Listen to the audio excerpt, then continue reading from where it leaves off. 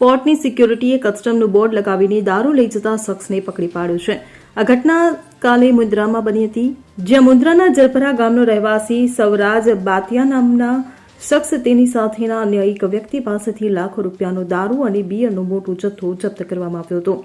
આ બંને શખ્સો સફેદ રંગની GJ12FB 1452 નંબરના વાહનમાં પોર્ટમાંથી બહાર નીકળી રહ્યા હતા.